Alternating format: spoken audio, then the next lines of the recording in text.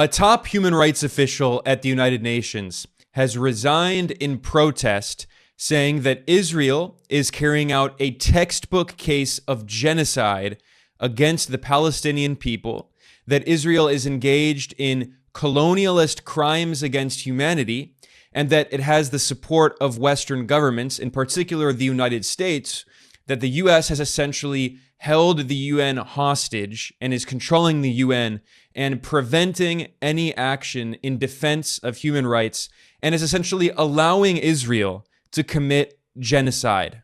In his resignation letter, he said, quote, "We are seeing a genocide unfolding before our eyes, and the UN appears powerless to stop it." And he also said that Israel is engaged in a wholesale slaughter of the Palestinian people rooted in an ethno-nationalist settler colonial ideology in continuation of decades of systemic persecution and purging based entirely upon their status as Arabs, and coupled with explicit statements of intent by leaders in the Israeli government and military. He said this leaves no room for doubt or debate. This is a textbook case of genocide. Now, I'm going to look in further detail at this letter. It was a lengthy resignation letter, but first I want to provide more context. Now, we should be clear here. What Israel is doing to Gaza, its massacres of thousands of civilians, more than 3,500 Palestinian children have been killed in just a few weeks of indiscriminate bombing. Israel is ethnically cleansing Gaza, and numerous Israeli officials have said publicly their goal is to force Palestinians out of Gaza, to destroy Gaza, and to make them live in the desert of Egypt's Sinai Peninsula. Now, the United Nations Office on Genocide Prevention very clearly defines genocide. It says, quote, "Genocide means any of the following acts committed with intent to destroy, in whole or in part, a national, ethnical, racial, or religious group, such as killing members of the group, causing serious bodily or mental harm, deliberately inflicting on the group conditions of life calculated to bring about its physical destruction in whole or in part, imposing measures intended to prevent births, and forcibly transferring children of the group to another group." Israel is currently doing several of these crimes against humanity. And I should stress, if you read the definition clearly, it notes in part or in whole. Israel doesn't need to kill every single Palestinian in order to be engaged in genocide. Israel is engaged in genocide by trying to eliminate part of the Palestinian nation. These genocidal intentions are very obviously reflected in public statements made by top Israeli officials. Israel's president, Isaac Herzog, has said very clearly that there are no civilians in Gaza, essentially meaning that Israel considers all children, women, elderly people in Gaza legitimate targets to be killed, and that's what Israel is doing.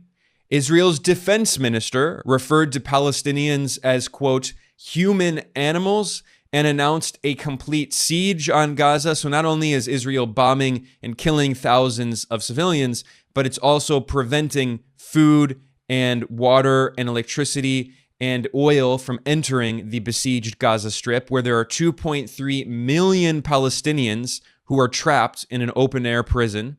And numerous prominent Israeli politicians have openly called for genocide. This was a statement published on Twitter by the far-right Israeli member of parliament, Galit Distel, and she is from Prime Minister Netanyahu's Likud party, the far-right political party of the Prime Minister. And until October, she was the Minister of Public Diplomacy of Israel. Again, a close ally of Prime Minister Netanyahu.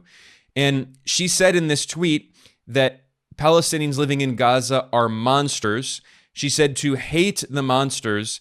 And she says she's telling Israelis to invest your energy in one thing. And this is an exact quote: "Erasing all of Gaza from the face of the earth, that the Gazan monsters will fly to the southern fence and try to enter Egyptian territory, or they will die."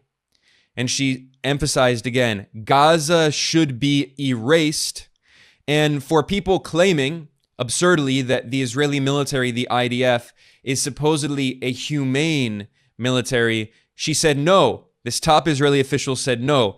A vengeful and cruel IDF is needed here. She is calling for the military to be vengeful and cruel, to erase Gaza off of the face of the earth and kill the Palestinian monsters. Again, this is a member of parliament from Netanyahu's far-right Likud party, and until October, she was the Minister of Public Diplomacy of Israel.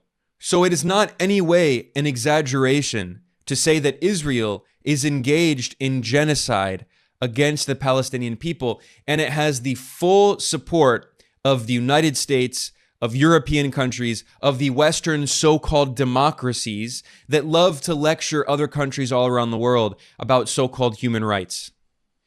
And this brings me back to the resignation letter of the top UN human rights official who protested the fact that the UN is doing nothing to stop this Western-sponsored genocide. This was an open letter written by Craig Mokhiber, who was previously the director in the New York office of the United Nations High Commissioner for Human Rights.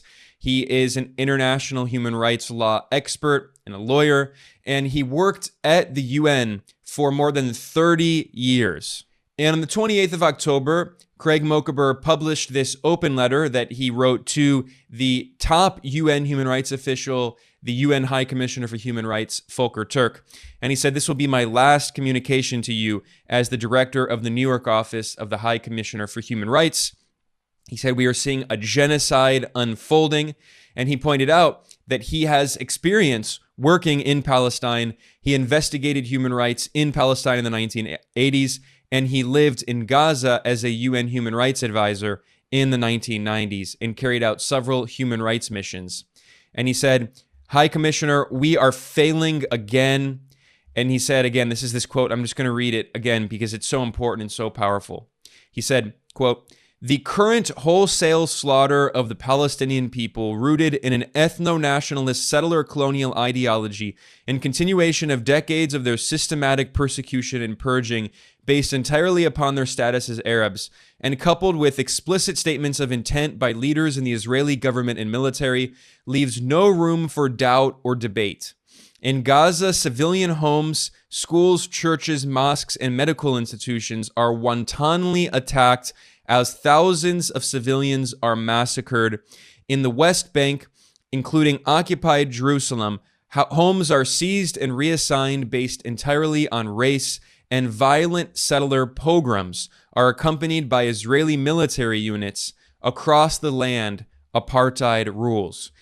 This is a textbook case of genocide, he emphasized, and then he wrote, "The European ethno-nationalist settler colonial project in Palestine has entered its final phase toward the expedited destruction of the last remnants of indigenous Palestinian life in Palestine. What's more, the governments of the United States, the United Kingdom, and much of Europe are wholly complicit in this horrific assault." And he said, "Furthermore, Western corporate media is increasingly captured and state adjacent and are in violation of international law, continuously dehumanizing Palestinians to facilitate the genocide and broadcasting propaganda for war and advocacy of national, racial, or religious hatred that constitutes incitement to discrimination, hostility, and violence. US-based social media companies are suppressing the voices of human rights defenders while amplifying pro-Israel propaganda." And he notes that in the past, radio stations were also found to be complicit in genocide committed in the past. And today, Western corporate media is complicit in another Western-backed genocide.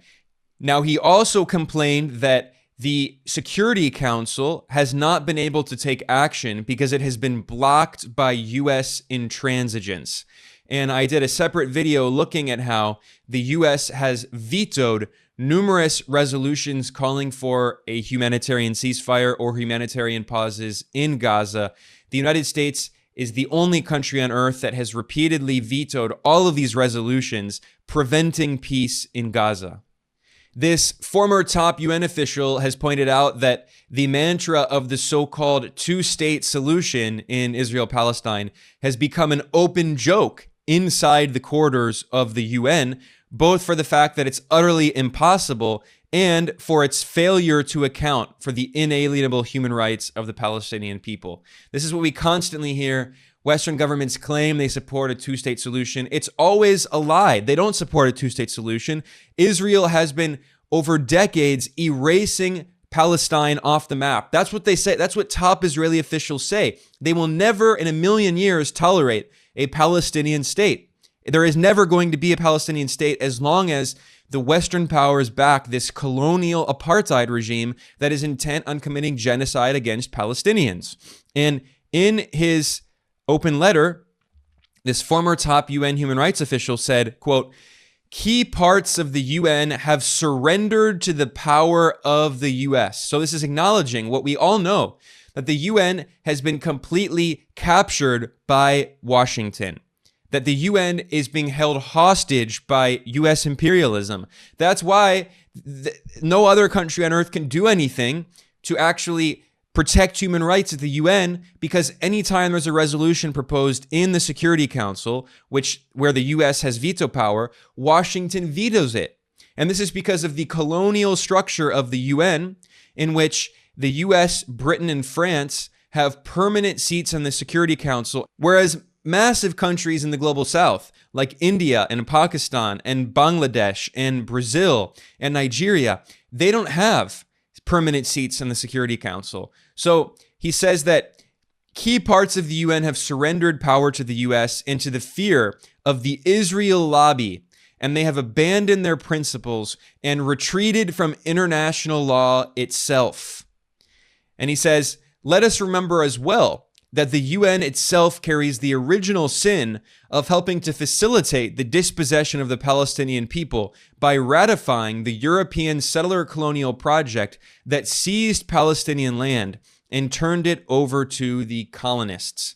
So he's referring to the 1948 Nakba, the ethnic cleansing of indigenous Palestinians by what became Israel, the terrorist groups that became Israel.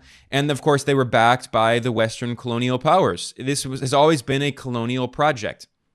Now, also in his open letter, this UN official pointed out that a few blocks from where he was writing in New York Grand Station in New York City, there was a mass protest in which thousands of Jewish human rights defenders were standing in solidarity with the Palestinian people and demanding an end to Israeli tyranny. Many of them were arrested. In doing so, they stripped away in an instant the Israeli Hasbara propaganda point, which is an anti-Semitic trope, that Israel somehow represents the Jewish people. It does not. And as such, Israel is solely responsible for its crimes. And he says, criticism of Israel's human rights violations is not anti-Semitic any more than criticism of Saudi violations is Islamophobic, criticism of Myanmar violations is anti-Buddhist, or criticism of Indian violations is anti-Hindu. And then, supporters of the Israeli apartheid regime will say, well, it's the only Jewish state. Well, where are the Buddhist states? Where are the Hindu states? So if you think that you can't criticize Israel's colonial crimes against humanity, then I guess you believe the talking points of the far-right fascistic Hindu nationalists in India who say that India is the only Hindu state and you cannot criticize India or you are Hindu-phobic.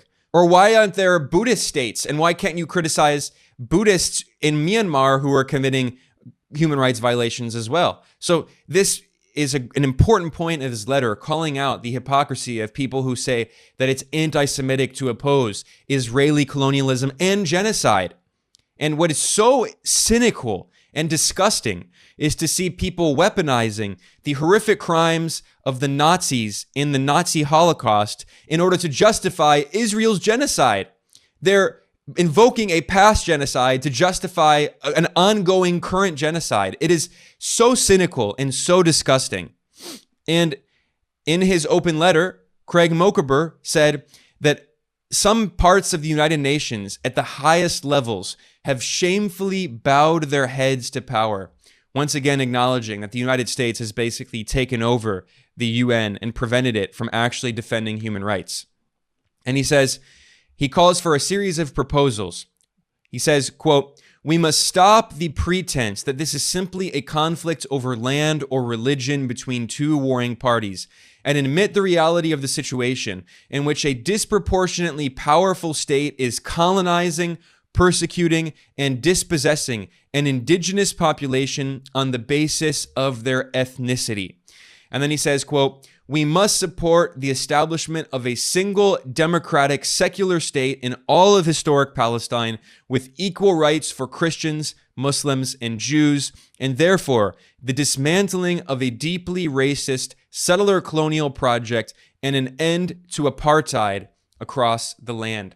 Now, far-right supporters of the Israeli apartheid regime are picking out this line and saying that he's calling for the destruction of Israel, which is completely ridiculous. He's calling for the end to apartheid and racism. And if you think that Israel cannot exist without apartheid and racism, that says a lot about you.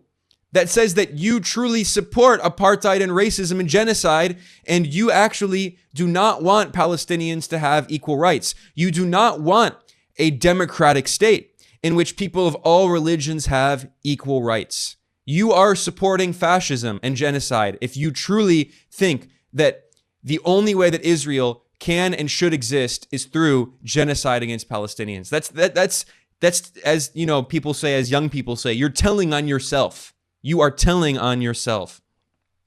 And this UN official, as he resigns, he says, "We must redirect all UN efforts and resources to the struggle against apartheid, just as we did for South Africa in the 1970s, 80s, and early 90s. He also says, "We must recognize that the US and other Western powers are in fact not credible mediators, but rather actual parties to the conflict who are complicit with Israel in the violation of Palestinian rights, and we must engage with them as such." It is completely preposterous when people claim that the US is going to help negotiate peace. No, as he points out in this letter, Washington is a party that is complicit in Israel's genocide and crimes against humanity. Now he says, these policies that he proposed, they will take years to achieve, and the Western powers will fight us every step of the way. Now, a very important point here. This top UN official who works and lives in New York, he knows the inside of the UN better than anyone else. And he says the Western powers are the ones preventing the UN from respecting international law and protecting human rights. Again, it is the Western powers that represent around 13% of the world population that are going up against the rest of the planet, the other 87% of the world population. They are holding the UN hostage. And then he, again, resigns and notes that he worked at the UN for more than 3 decades. And yet, Craig Mokhiber, this top UN human rights official, felt compelled to resign after more than 30 years because he could not be complicit in a clear genocide that is happening right before our eyes. In addition to his open letter, Craig Mokhiber also published some tweets in which he said, quote, "The genocide we are witnessing in Palestine is the product of decades of Israeli impunity provided by the US and other Western governments, and decades of dehumanization of the Palestinian people by Western corporate media. Both must end now. Speak up for human rights." In another tweet, Craig Mokhiber said, quote, "Third states that provide support, such as arms, money, intelligence, and diplomatic cover, to states committing war crimes, ethnic cleansing, crimes against humanity, and genocide are committing grave breaches of international humanitarian law and must be held accountable under the rule of law." He's, of course, speaking about Israel and about Western government support for Israel. In another tweet, he said, "Western corporate media dehumanize Palestinians and violate human rights law with propaganda for war and advocacy of national, racial, or religious hatred that constitutes incitement to discrimination, hostility, and violence. In the wake of this genocide, there must be an accounting." And then on the 28th of October, when there was a vote in the United Nations General Assembly, and the United States voted against the vast majority of the world, opposing calls for a humanitarian truce and opposing a resolution that called to protect civilians in Gaza, Craig Mokhiber said, quote, "The curtain has been pulled back. The so-called responsibility to protect promoted by abstaining Western countries was always a ruse, a Trojan horse for imperialism and aggression. It was never intended to protect civilians from mass atrocities." And here he's referring to the so-called R2P Doctrine, in which the US and other NATO members have claimed that when there's an impending genocide, supposedly, they have to militarily intervene to carry out regime change. This is exactly what was invoked to destroy Yugoslavia in the 1990s, in which NATO bombed Yugoslavia and especially Serbia. And furthermore, this was also invoked by imperialists in 2011 to destroy the state of Libya, to kill Libya's leader, Muammar Gaddafi, and unleash a complete, just failed state disaster that destabilized the region. It was NATO that destroyed Libya in this 2011 war, citing the so-called responsibility to protect. And here we have a clear example of an actual genocide unfolding before our eyes, and the same countries that constantly claim the so-called R2P, they're the ones actually shielding and defending Israel as it commits genocide. Now, Craig Mokhiber is by no means the only expert calling out Israel for genocide. The magazine Jewish Currents published a very important article by an Israeli scholar, Raz Segal, who's an associate professor of Holocaust and Genocide Studies at Stockton University in the United States. And this expert on genocide and the Nazi Holocaust referred to what Israel is doing in Gaza as, quote, a textbook case of genocide. Even Britain's establishment newspaper, The Guardian, which is often very biased against Palestinians in the interest of Western governments, even The Guardian acknowledged that the language that Israeli and U.S. officials are using to describe Palestinians is genocidal. And the columnist here at The Guardian pointed out that Israel's president, Isaac Herzog, said, quote, "It's an entire nation out there that is responsible. This rhetoric about civilians not aware, not involved is absolutely not true." So again, that is meeting the definition of genocide. Israel's president is claiming that the entire nation of Palestinians in Gaza is responsible. He also notes that Ariel Kalner, a member of the Israeli parliament from the far-right Likud party of Prime Minister Benjamin Netanyahu, openly demanded a repeat of the mass expulsion of Arabs in 1948, known to Palestinians as the Nakba or catastrophe. And this Israeli politician said, quote, "Right now, one goal, Nakba, a Nakba that will overshadow the Nakba of 1948. So this is an open call for ethnic cleansing and genocide by a top Israeli official from Netanyahu's political party. I was also surprised to see that The Guardian published an op-ed by two anti-Zionist Jewish activists, Ellen Brodsky and Ariel Koren, and they wrote, quote, "We are anti-Zionist Jews, and we see genocide unfolding in Gaza. There are many Jewish American activists protesting, getting arrested, doing civil disobedience, protesting the U.S. government's involvement in facilitating this genocide in Israel. And it's so cynical and disgusting because Joe Biden will go out and give this ridiculous speech claiming that he is defending human rights and defending the rights of Jewish people and that it's anti-Semitic to oppose Israeli colonialism and genocide. Meanwhile, the Biden government, the Biden administration, its officials are repressing and arresting Jewish American activists who are opposing and protesting against Israel's genocide facilitated by the U.S. So it's very important to keep all of this context in mind when people say, why isn't the UN doing anything? Why aren't they protecting human rights and stopping a genocide? It's because the Western powers led by the United States are holding the United Nations hostage. The UN has a colonial structure with all of the power concentrated in the Security Council, which is dominated by the Western powers that prevent any action and deny a voice to the vast majority of the world population that is living in the global South. The final note that I'll make here is that there was a very important statement by a top United Nations expert, the UN Special Rapporteur on the rights of Palestinians in the occupied territories. However, the UN Special Rapporteurs are not UN officials. They are technically UN independent experts. That is, they don't work directly for the UN. So this was a statement published by the UN Office of the High Commissioner for Human Rights. UN expert warns of new instance of mass ethnic cleansing of Palestinians. It was published on the 14th of October, 1 week into Israel's brutal bombing campaign. This was a statement by Francesca Albanese, the UN Special Rapporteur on Palestinian human rights. And this, again, is not a UN official. It's a UN human rights expert. And she said, quote, "There is a grave danger that what we are witnessing may be a repeat of the 1948 Nakba and the 1967 Naksa, yet on a larger scale. Israeli public officials have openly advocated for another Nakba. Israel has already carried out mass ethnic cleansing of Palestinians. Again, in the name of self-defense, Israel is seeking to justify what would amount to ethnic cleansing.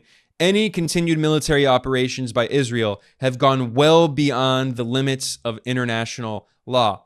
But I repeat, this is not a UN official. This is an independent expert. So the United Nations can and should be criticized for not standing up for human rights while there is a blatant genocide happening. And that is why top UN officials like Craig Mokhiber are resigning in protest, because they can see clearly this is an organization that has been controlled, held hostage by the United States. On that note, I'm going to conclude. I want to thank everyone for joining me. Please subscribe on whatever platform you're watching or listening on, and I'll be back very soon with more coverage. See you next time.